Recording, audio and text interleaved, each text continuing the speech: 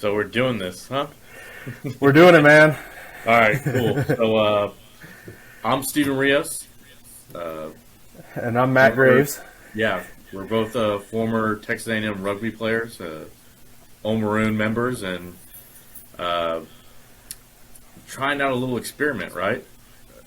Seeing what the podcast life for maybe a little A&M rugby, Old Maroon, Propolympian uh, informational, right? See if we can get some good information out there to people that have the interest in following Texas A&M rugby in the Old Maroon group.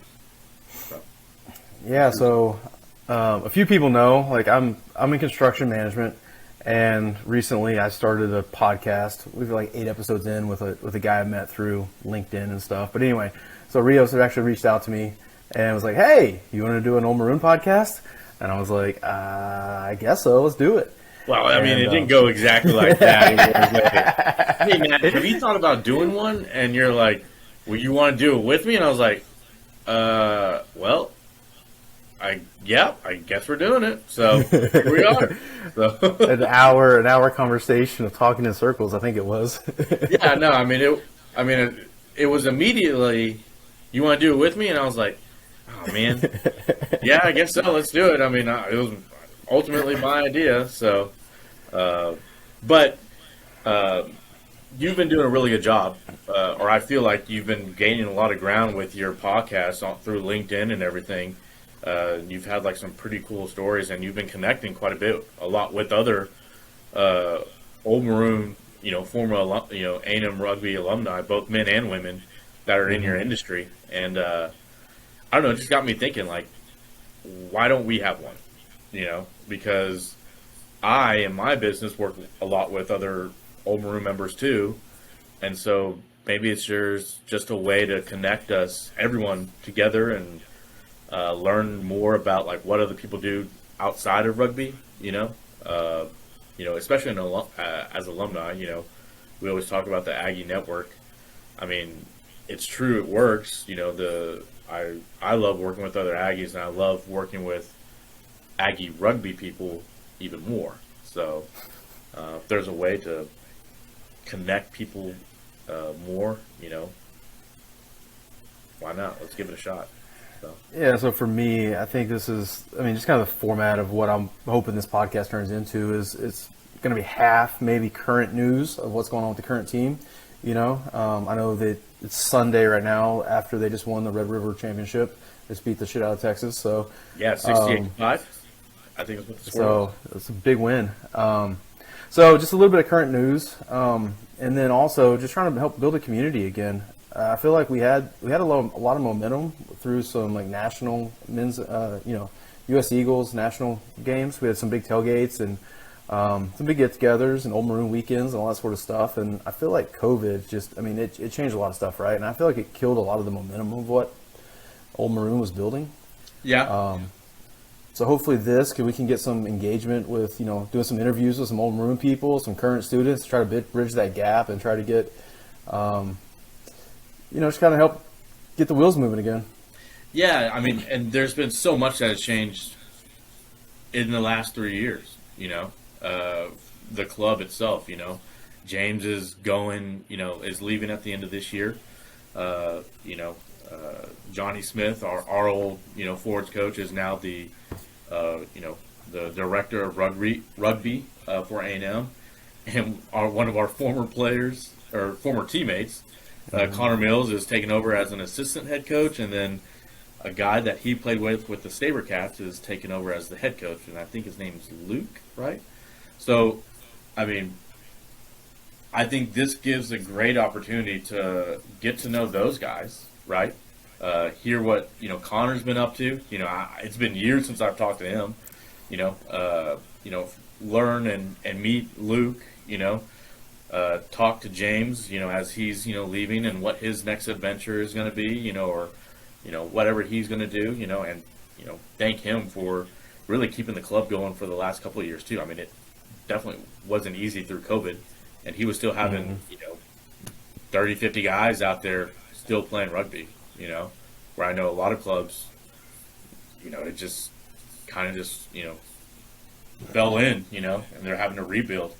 And I feel like this was like kind of like the first year, I guess, like most teams are back in full swing, at least. I've seen them in a men's club. I've seen a lot of clubs that are really hurting for numbers. I think it killed momentum everywhere. Yeah. Well, I mean, yeah, no, if we're still getting phone calls to like still come and play, they're definitely hurting the numbers, right? We were talking about that earlier. Like, yeah, before we hit record. Yeah, 20 minutes, you got 20 minutes, and it was like, not a good 20 minutes, but, I don't. And then, of course, you show up, and 10 minutes into the game, that somebody gets hurt, and you're having to play 70 minutes, and that's just not going to look pretty. So, yeah, a few weeks ago, I've been playing for Galveston, and a few weeks ago, we got a phone call. They were playing Bay Area, which is a big rivalry, and it was like, hey, can you just come off the bench for us? And I was like, I wanted to so bad. It had some conflicts. I couldn't make it, but I was like, yeah, when you play anywhere on the position or anywhere on the field, off the bench, yeah. 5 minutes in's off the bench. Wait, so let's do this. Let's Matt, tell us the Yeti Graves. Tell us like your story. So because hopefully after this, y'all get to know who we are, and then we can start bringing in other people. Like I said, we want to start bringing in like the current players. Current coaches. But also like bring in like some old Maroon as well, and just a good mix of the Aggie Rugby Network, right? But let's kick it off with you, dude. Like, how'd you get started with rugby? Where you're from? Where you're at now? Are you playing or kind of? What clubs have you played with? So, kick it off, dude. Yeah, so I'm from Midland, Texas. I played my freshman year. I went to Midland College, and I played for the Midland Mad Dogs, the men's 3 club out there, the men's D3 club out there. And then I transferred to A&M as a sophomore and started playing for the A&M club. I played when I got to A&M. I was a fullback and wing, and because when you're 18 years old playing for a men's club, you're the fastest kid on the field. You're the wing, right? And even especially you don't know the rules, they just throw you the ball and you just run fast and score. It was easy. It's a long ways from that now. But so I got to A&M, and I was playing fullback and wing. And then as I ate more McDonald's and Taco Bell, I moved closer and closer to the ball. I remember I think it was the last year, Johnny and Craig had a fight. Like Johnny wanted to put me in the forwards since day one, and I can't do a good Craig impersonation, but in his Australian accent, I was like, no, mate, he's been with me, and that's horrible. But so anyway, I moved into the centers. I played. I think the last year I was there. I was playing 12, as Johnny was trying to drag me into the locks. I graduated in 2010. Moved to Austin. I played on and off with the Blacks for a few years. Started playing in the back line, and then I took a few years off, and I came back and fat and out of shape. Like you get married, you get fat, like you do. And I told myself I'll play anywhere on the field except for front row. They said perfect. How about second row? I was like, damn it. So I played a few years with them in the second row, and on a good day in the back row. I was a part of the 2018 Blacks Division III National Championship team. And then after that year, we moved down to the Houston area, and I played a couple seasons with Galveston. And I got to move back to the backs. Wade Mitchell, so me and Rios and Wade Mitchell were all roommates our final year at A&M. And Wade recruited me to go out and play with Galveston. And I said, don't tell him I'm playing in the forwards. Like, I don't want to play lock anymore. So he told him I was a center. And so 20 minutes for our first game, our fly half was he was in the Army or Army Reserve, something like that. And I don't know, he missed his flight back from Fort Hood or something. And so 20 minutes for the game, he didn't show up. And they're like, can you play fly half? I was like, I can. It's been a long time. It's like, okay, we really need you to do it. And then so I played with fly half the first game. We won, and I played fly half from the rest of the season. I didn't even know anybody's names. I've been like one practice. And but we did well enough. We made playoffs, and then got beat by, the Mavericks, Grand Prairie. Okay. like 105-0, and like we played in it literally there was like a foot of rain on the field. It was a monsoon. It was ugly, but anyway. And I played up to 2019 when I hurt my shoulder, and then COVID killed the season. And then I get phone calls about once a year, like, "Hey, can you come out and come off the bench?" So. Now you also played. Who'd you go with to New Zealand with? Oh yeah, I went with Chase Johnson. Me and him, Johnny was sending people over to New Zealand to Sumner, which is just out of Christchurch. He sent a whole bunch of people over there. Every year he sent a few people over. Yeah. And so me and Chase Johnson went in 2009, and that's where the Yeti was. Yeti so came like from, that's where I'm getting at. Like, where did the Yeti come from? I knew where you were going. I know. So we went, and since we were in the neighborhood of New Zealand, we stopped in Australia and went and saw Luke Arbuckle, who was he did a study abroad. We met him here, and so he was like it was a 3-hour flight over, so we were in the neighborhood. So we went and spent, I don't know, like 10 days with him at his university and his family farm. And I had been growing my hair out, and while I was there on his family farm, and I say farm, like in Texas, you think of farms like what, 10 acres, 20 acres, something like that? That's a farm. Yeah. He was like, he lived on like 80,000 acres, and he had another like Oh, 60,000 acres over there, and another like 100,000 acres over there. And it was like, dude, this isn't a farm. Like, this is like half of Texas. Yeah, Like, no, that's massive. and I remember my parents like, "Hey, take a lot of pictures." And like we're driving, like, dude, it's just like Texas with kangaroos, like barbed wire fences and cattle, with a whole bunch of kangaroos jumping around everywhere. So anyway, we were in Australia hanging out with him, and he cut my hair into a mullet because it was 2009, and it was after the 90s when mullets were cool, and it was before they came back to be cool, so it was pretty Well, filthy. it was like still in Midland though, right? Like that was still the haircut like back then though. So it was like there's some people holding on to it. So I go to New Zealand and I show up with this dirty West Texas nasty mullet thing on my head, and one of the team managers for some reason he started calling me the Yeti, and of course that stuck. Everyone has a nickname, so that stuck. And Chase, being Chase, he made sure to bring it back to Texas with us. So, I mean, and now everybody. It was fitting. I mean, living with you for that year, it was very fitting. Just doing Yeti things, walking around, eating Taco Bell and McDonald's, and then somehow performing at a very high level. I don't know how. Well, we were doing CrossFit, and I remember I would go sneak away, throw away my Taco Bell wrappers in the trash can, and find your Taco Bell wrappers you threw away in the trash can in the dumpster. Yeah. Or I'd come home, you'd be sitting in your Jeep hiding, what are you eating? I did do that a couple What of are times. you eating? Yeah. I had to bribe you with the taco to not tell Wade or somebody else. We were supposed to be doing paleo, and I was like, "What do you got, buddy?" I mean, the inside was paleo, kind of. Not the taco itself, but good times. So, aside from that, I work in construction management. I work for an owner's rep firm right now in the Houston market. I started writing a construction newsletter last summer, which morphed into a podcast now, and now a second podcast, I guess. And so it's been fun. It's let me to meet a lot of people, and especially a lot of rugby people too. So anyway, that's my short story. Cool. What about you, man?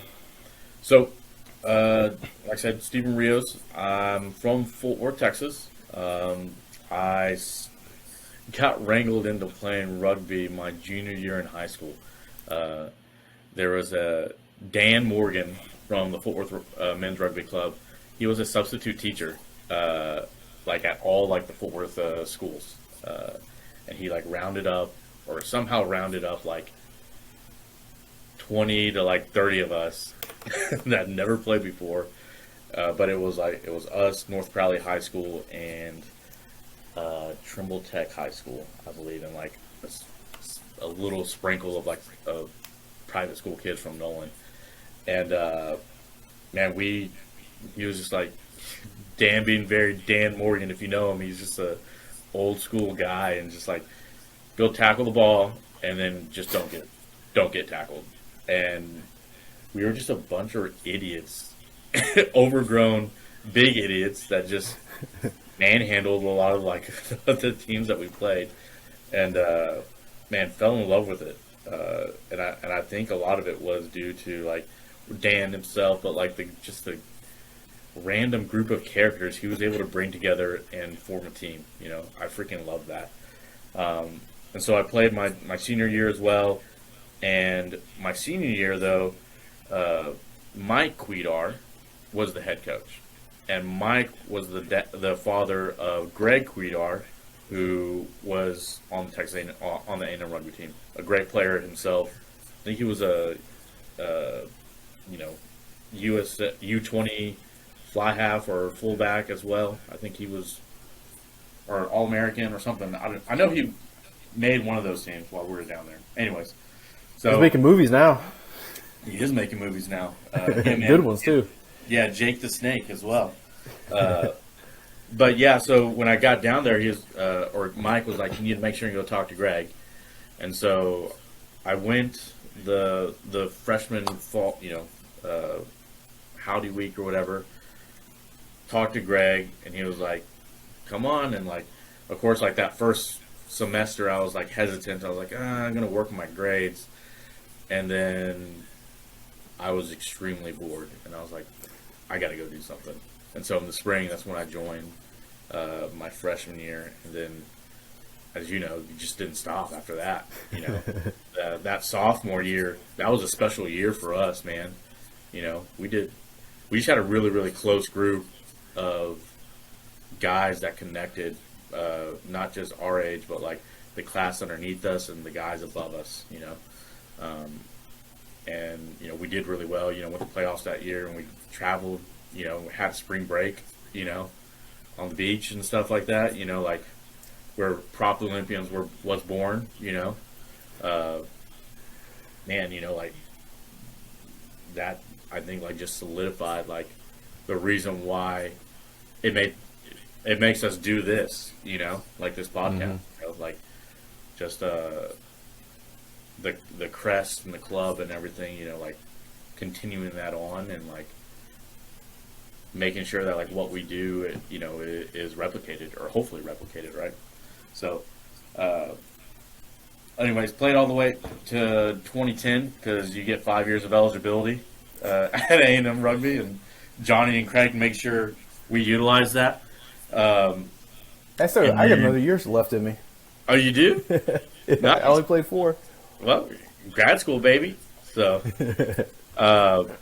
so I then graduated, came back, and played for Fort Worth up until on and off up until like the 2020 season, basically that ended, and then I made a promise to the wife that whenever I had a kid, I'd pretty much hang him up. So I think I played like an old boys game last year sometime, but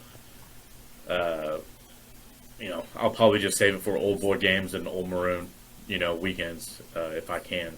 So, but I want to continue to give back to the club, and I think that's like a big thing that like I'm hoping that this can help, because there's guys out there that want to, they just don't know how, right? After I graduated, Blake Pellerin was voluntold to be the president of Old Maroon, and then he called me and was like me and Chase, and was like, so I need like 2 other guys.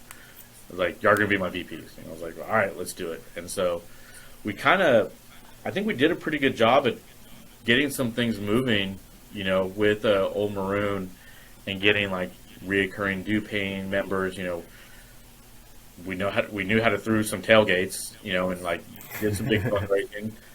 We started we got the Hall of Fame, the first Hall of Fame induction, and that was a cool event, which I'm pretty sure they're going to be doing up again here soon. I know it was going to be during COVID, the next one, but I think that kind of halted it, and I think Kyle Rand and some other people, I think Chase might be on the board of the new one as well, like the selection board that they're doing up coming soon. But like I said, there's a lot of information that you kind of hear it through the grapevine, and I'm really just hoping that we can get some people on to get some like definite information out to people to be able to listen, or to hear and hopefully get involved, because I know the big thing is everybody thinks like, well, what does the team need? Where can I give money to? And sometimes it's not always money. It's the big three things that you can give is time, money, and resources, right? Just being there at the games, helping host them, whatever. I know that's one of the things that like people, or I say the coaches like look for, and ask for. Mm-hmm. But like if you look at some of the other alumni that support like their rugby clubs, I mean they have their endowment, where they're pulling money from and scholarship money from. I mean it's massive, like in the millions, and for us to get there, like we need to have way more people, donating regularly, and it doesn't have to be a huge amount, but like every little bit counts, I'm not sure what the numbers are right now, but, I'm hoping that, we can, probably get the Old Maroon board, treasurer or, the president on to be like, hey, like, let's talk these numbers. Like, what does it look like? Where are we trying to get to, right? Is that just like one big donation away, or, what's the small, eating away, at it? Like, what can we do this year? And maybe this helps, like I said, somebody that is curious as to how they can give can, like, oh, that's where I want to put my money towards, or my time, whatever it may be, the resources or the connection they may have. So yeah, I think I answered my question. I went off the top. Hey, you did. Okay, cool. So, what else, man? So should we? So I guess we're going to title this thing the Propolympian podcast because it's a endowed, or it's a term that was coined. You said it was on the beach, but I think it carried to the beach. But was it at the beach, or was it on a lonely roadside park overlooking Post, Texas, on the way back from Lubbock? That sounds more accurate. where Matt Welsh adopted a stray dog, and yeah, for sure.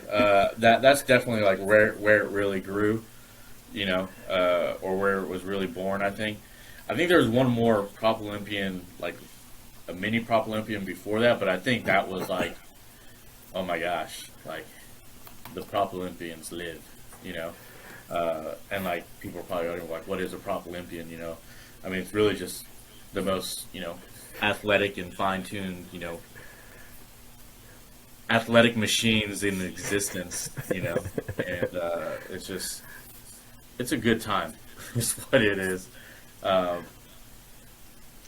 just say that it's a Propolympian. If you know, you know.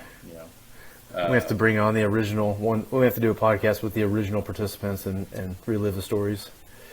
Yeah, maybe, or just keep it, to Maroon weekend, It'll give everybody an excuse to come out to the tailgates or Old Maroon weekend when we throw it.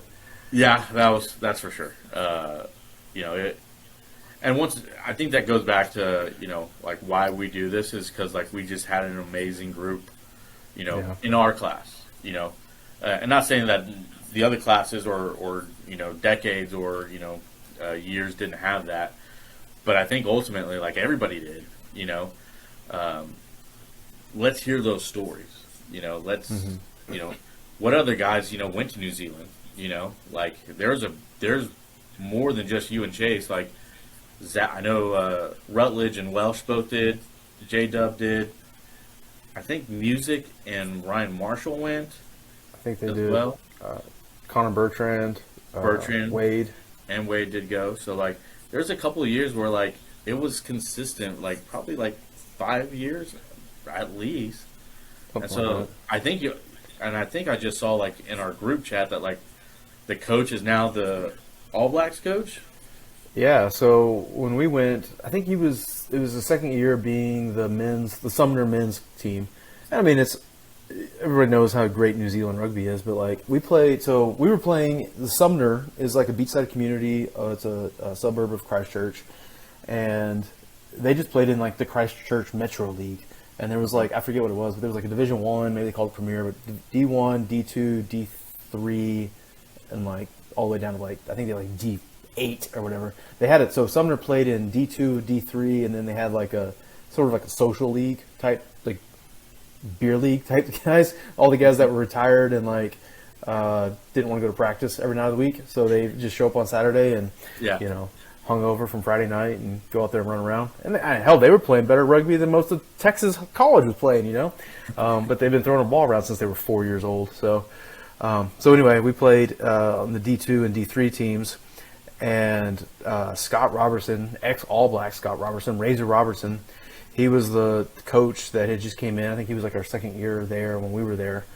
And he went on to coach in the Canterbury team and all the way up to coaching the Crusaders, and they just announced him to be the next All Blacks coach to start in 2024. So it's that sort of thing's cool. And I mean, he made a lot of Texas connections through all this as well. Mm-hmm. I know he came back and did a couple camps in Texas, in the early, say, 2011, 12, that time frame-ish. And so there's definitely been a cool connection between Texas and kind of that area. Nice. Might be something worth, sharing again and seeing if there's any other guys that would want to go and take advantage of that, see if that connection is still alive, Definitely. The current guys, they just won the Red River Championship. So I think the score was 68-5 over Texas. So I think they went I'm pretty sure they went defeated this year, because I saw nothing but like insane scores, like 100 plus to like 0 against some of these teams, which, geez, I know we nearly hung up 90 on Texas one year, but like, man, eclipsing that 100-point mark, that's impressive, right? Cal Berkeley did it to us, right? But they didn't get 100, I don't think. I don't think they did. I'm gonna plead ignorant because I didn't get to make that trip, but I don't think they did. I don't think they put 100 on us. I think it was close, but not a full hundo on it. No one got free tacos. So, what's next? They play Cal Poly this coming week. They quickly turn around and play Cal Poly on Tuesday night at 8:45, and I just saw actually. On the Old Maroon Facebook group that it is being live streamed. Right. There's a link, and maybe, I don't know if you can, Matt, but like maybe there's a way for you to get the link and like put it at the bottom of whatever this is, so. Yeah. If I can get this up online before Tuesday. It's just like, if it goes up before Tuesday, like maybe we could put that up there. So, I'm hoping, I know that because I spoke with the president earlier this week, I think it was Friday, and he was explaining to me, like, the only other competition I think they played outside of Texas this year was Air Force at the very beginning. So this should be a pretty good test for them, seeing somebody outside of Texas, because, with, I think it's kind of similar to like how it was when we were playing, Matt. Like we ran the tables, in Texas. Mm-hmm. It wasn't until we did those fall and spring break trips, to either Arkansas or California or Utah to have some really competitive matches. Or Vegas, baby. Yeah, that was the fact Johnny let us go to Vegas. I can't believe. Well, Johnny and Craig, I remember having the conversation with them, because you remember it was at San Diego. The Sevens, it was during the Sevens tournament, right? Uh-huh. The Sevens was used to be in San Diego, and we had played BYU and Utah the year prior there, right? And that fall when they announced that Vegas has changed, changed to Vegas, we were working in the core dorms, right, for Johnny. Oh yeah. And he called me in the office like we're not going to get out. It was like and rightfully so. Like, I mean, the initial like you're going to take 40 of us to Las Vegas, right? And but it was BYU that called Craig and John. Was like, y'all are coming, right? Like, we still want to play y'all. And like, I felt like that was pretty cool that they were calling to like make sure like y'all are coming. Yeah. It's like we want to play y'all, and like y'all gave us a hell of a game last year. They like wanted to play us again, both of them. That was pretty cool. And I don't know if I remember being at the blackjack table the night before the game, and the opposing hooker sat right next to me, and we were both playing at the blackjack table. Of course, like we weren't drinking; we were just at the hotel, just passing time, and I don't know. It was a really cool experience. I had never gone back to Vegas, honestly. I never wanted Really? to. No, I haven't had the like.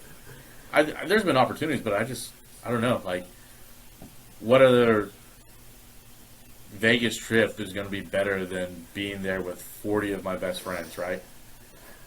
My parents came too, and like a lot of parents did too. I forgot about that. I remember them being there. Yeah, no, like my parents were there. My sister came and her boyfriend. Like, it was like a family trip for like some of the families. So like, Yeah, it was a good time.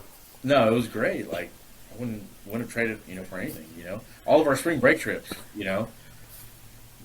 When else are you going to take a trip to California and with 40 other of your best friends, right? Right. And I like, remember going through customs through the Border Patrol checkpoint with Chris Parker. And for those that don't know Chris, I think everyone knows Chris Parker, but he's English. And I think he was on a study visa or student visa or something. And we had him shitting his pants because he was going to have to talk to the Border Patrol. He was going to get it deported to Mexico. Chris, I'm glad.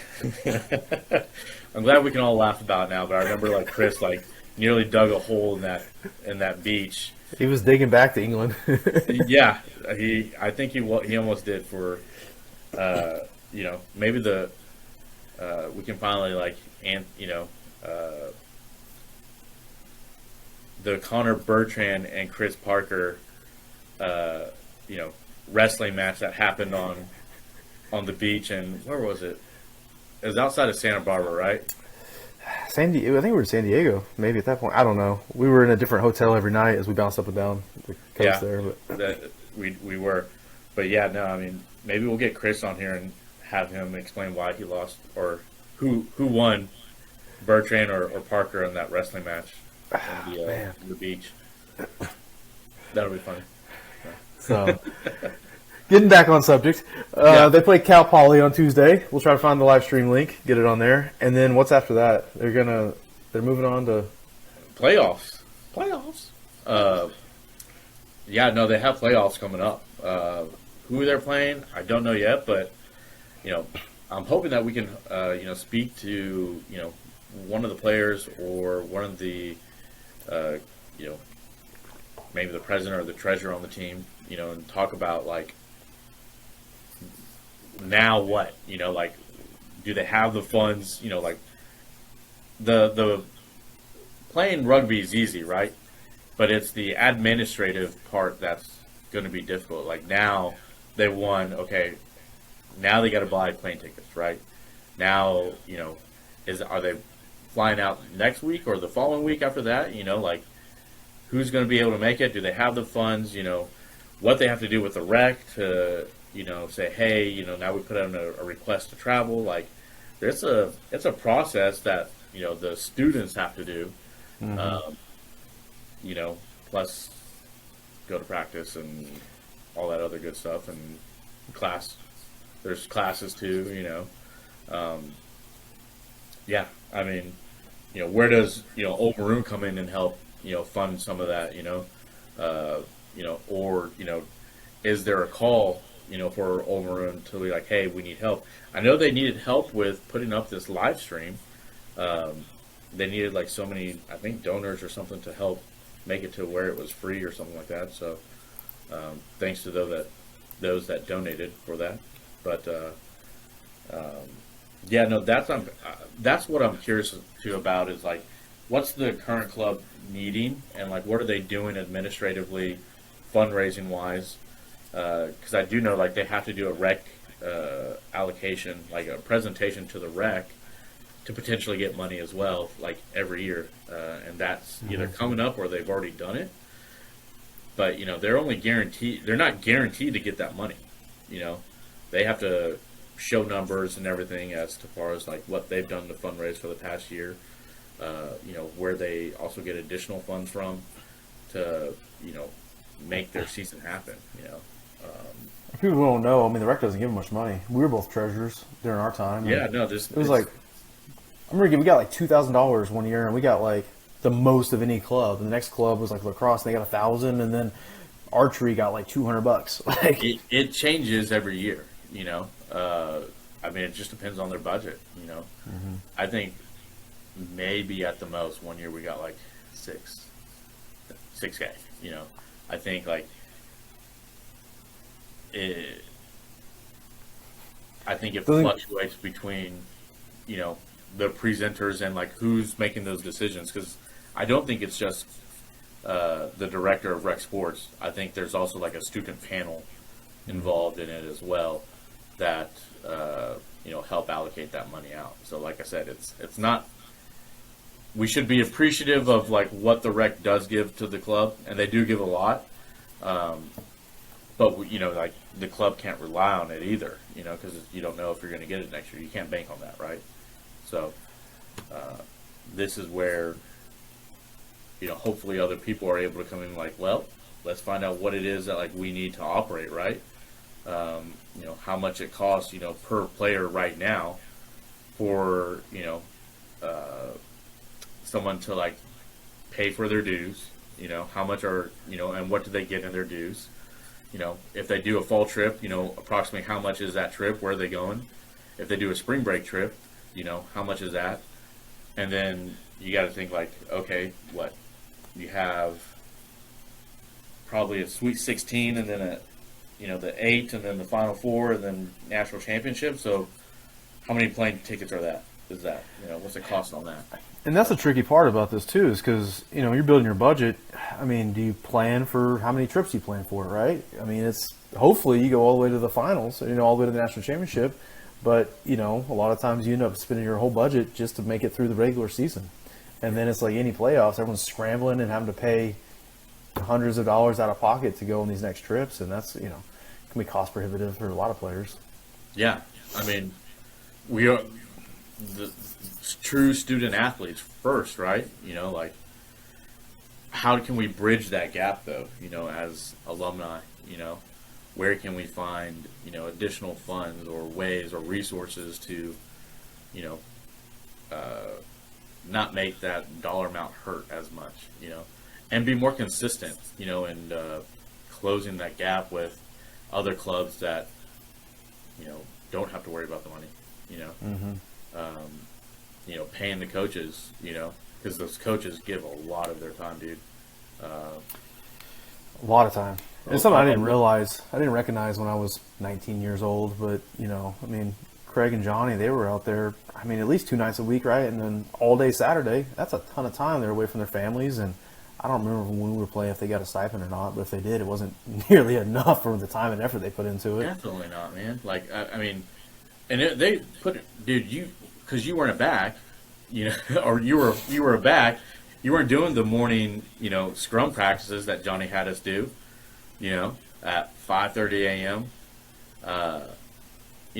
They put in way more than just 2 nights a week, dude. Like, you don't appreciate it when you're a student either. You don't really understand what that's like whenever you have a wife and kids and everything else. Yeah, no, that like I think the last year since having my daughter, the appreciation of people giving their time. I mean, I would much rather spend time with my daughter than go be with, yelling at, 22-year-old kids, much respect to the coaches that are putting in the time for that, man. Like 100%.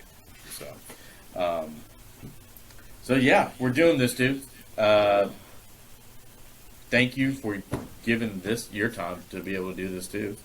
Yeah, it's gonna be fun. I'm hoping it can, again, help create a little bit of a community between everybody and get some news out there and get some get some excitement. Yeah, for sure. I mean, and there is a lot to be excited about. You know, like I said, there's a lot of new faces within the organization that it'd be fun to find out a little bit more about. You know, so I guess stay tuned. We'll start getting some guests on here to learn about and share a little bit more about A&M rugby with. So that's all I got. Cool, man. All right. Well, thanks for getting the phone call that got this conversation going. Anyway. Yeah, for sure, man. So till next time, catch you later, bro. All right. We'll see you guys. Take it easy.